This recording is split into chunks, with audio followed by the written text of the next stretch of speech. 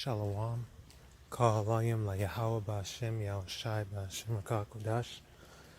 Double honors to the apostles and elders of Red Millstone that rule well and taught us His truth through the Spirit. Shalom to the sincere Akim Akwatium, listening and learning, being doers of the word. To the Akim out here laboring, making their bodies a living sacrifice, pushing the word out in truth and sincerity. And to the speckled bird that look like the other nations but are truly Yasharallah Shalom. Just something I was meditating on. Speaking of meditation, I just want to say, meditate in these last days. Meditate. What the scriptures, when it says meditate, it means basically ponder upon certain things, think about certain things, keep things in your remembrance, use your imagination, I guess, as well. Sometimes we meditate on the kingdom. Meditation is important. It's not like how these hipster or hippie, yoga or Buddhist type of meditation where you sit down crisscross and have your fingers in some strange position and chant. No, meditation is spiritual contemplation. Alright? Spiritual contemplation. It's good to meditate on certain things. So the point is basically, especially in these last days, it's good to meditate on the kingdom, but also, like it says in Psalms 143, meditate on the days of old. It says, roughly paraphrasing, I will remember the days of old, I will meditate and muse on the works of thy hands, the works of Yahawashi. Alright?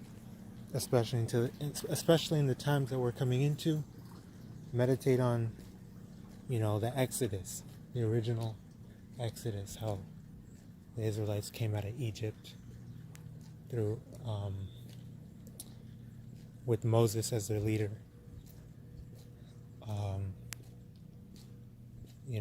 Meditate on Yahawashi's words, speaking about the last days.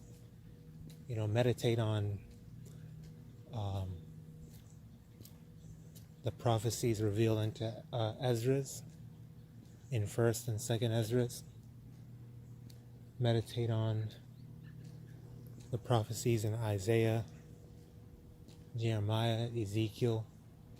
Meditate on these different things, because these are important. Having this knowledge is going to determine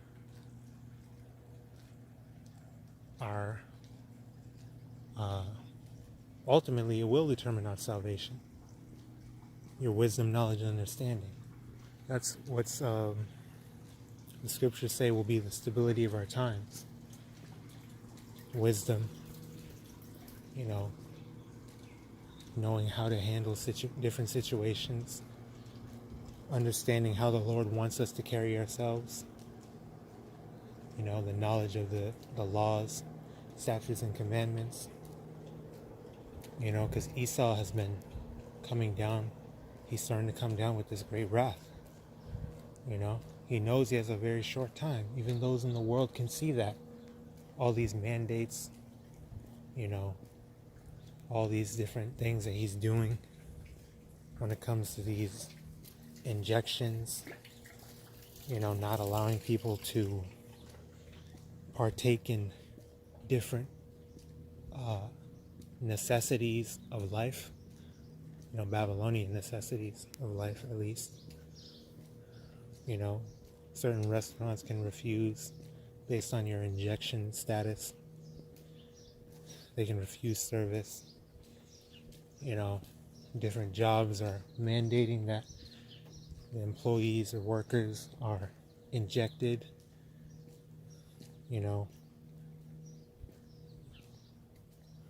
They're going door to door, seeing if you got the injection. That dude Cuomo, which is something for New York. I don't know what the hell Esau calls his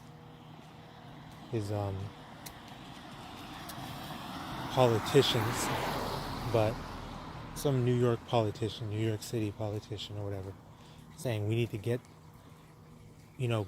go to these people's houses, knock on their doors, convince them, which that's a very interesting thing to say, especially coming from Esau, convince them to get injected. Convince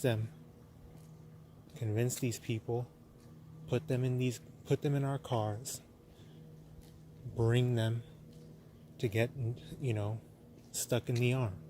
That's what he said, pretty much, And we know Esau has all types of evil tactics and ideas that he can't wait to execute.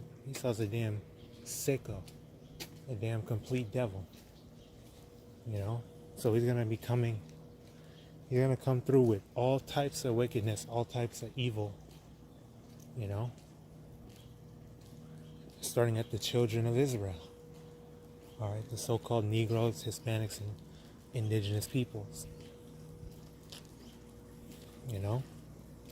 So it's important, especially for us, the men, starting with the men, to get right, and then your household will follow.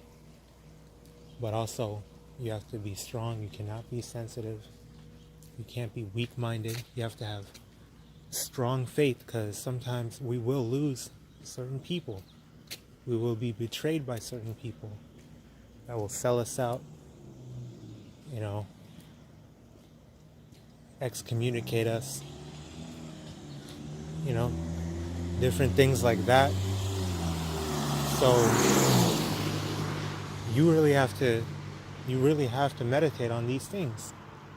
Ultimately we don't know the future. We don't know how we're going to act in these situations. But that's the whole point of faith. The scriptures say that we're prisoners of hope. Fellow prisoners of hope. I believe Paul stated. So all we can do is pray, continue to fast, keep the commandments, keep teaching, pushing the word out in truth and sincerity. Keep that faith, man. Keep our faith strong. And keep building ourselves up in the spirit so that the Lord will count us worthy, of, giving us that mercy that we need. Because there's no way that most people are going to get through any of that, any of what's coming without YAHAWAH, BAHASHAM, YAHAWASHI on their side. Without the angels encamping around about us to protect us. There's no way. There's no way. Like it says in Matthew, except these days be shortened, there should no flesh be saved, because it's going to be so bad out here. So you have to spiritually prepare yourself. Meditate. Remember the days of old. All scripture is profitable for our learning. That says it in, I believe, 1st or 2nd Thessalonians, or 1st or 2nd Timothy, I'm not sure. I know it was one of the T's, but yeah, through the Spirit. That's pretty much all I wanted to say. YAHAWAH, this was edifying. Abad Babal, Shalom to the hopeful elect, and blessing, honor, power, and glory unto YAHAWAH wa YAHAWASHI. Shalom.